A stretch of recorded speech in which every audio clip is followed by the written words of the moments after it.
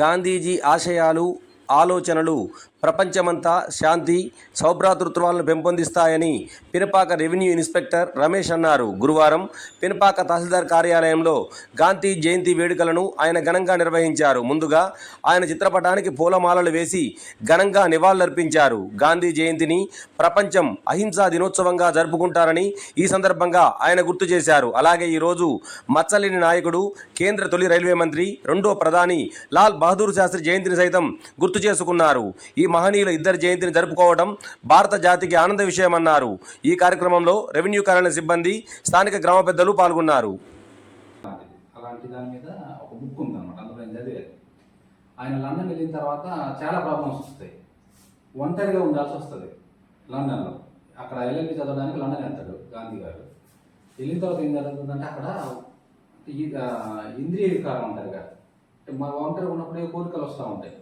వాటిని జయించడానికి గాంధీ గారు ఏం చేసిందంటే ఉప్పు, పప్పు, కారం ఈ మూడు మానేస్తాడు అనమాట. చాలా పట్టుదలగా ఉంటాడు అక్కడ. అసలు తినడు ఉప్పు, పప్పు, కారం. ఏంటంటే మనిషికి రకరకాల కోరికలు కలిగిస్తాయి అట ఈ మూడు. అందువల్ల అదొకటి.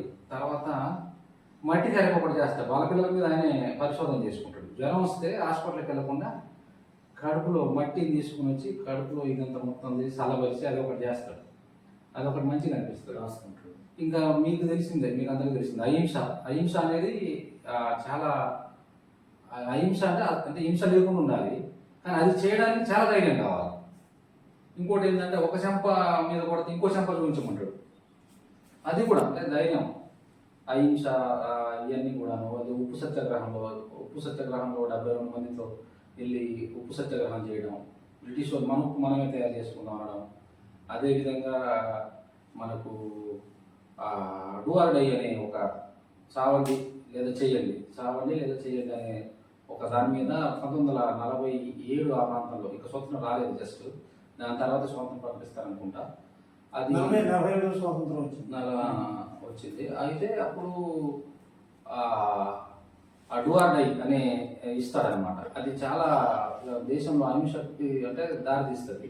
దాని తర్వాత విత్డ్రా చేసుకోవడం జరుగుతుంది. దాని తర్వాతనే బ్రిటిష్ వాళ్ళు మనకు స్వతంత్రం ఇవ్వడానికి నిర్ణయించుకుంటారనమాట. అదొకటి ఏంటంటే కొన్ని సానుకూల అంశాలు ఉన్నాయి గాంధీ గారి విషయంలో, కొన్ని వ్యతిరేకంగా ఉన్నాయి. ఫర్ ఎగ్జాంపుల్ అల్లూరి సీతారామరాజు గారు చనిపోయినప్పుడు కనీసం స్టేట్ కాంగ్రెస్ కానీ లేకుంటే నేషనల్ కాంగ్రెస్ కానీ కనీసం సంతాపం కూడా ప్రకటించలేదు. అదేవిధంగా మన సుఖ్దేవ్ గారు, తర్వాత వాళ్ళు ముగ్గురు చనిపోతారు కదా, భగత్ సింగ్ గురి చేస్తారు.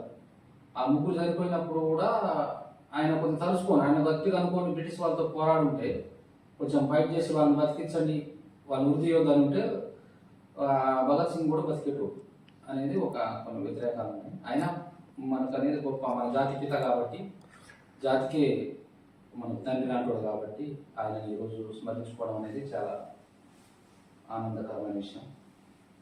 Thank you.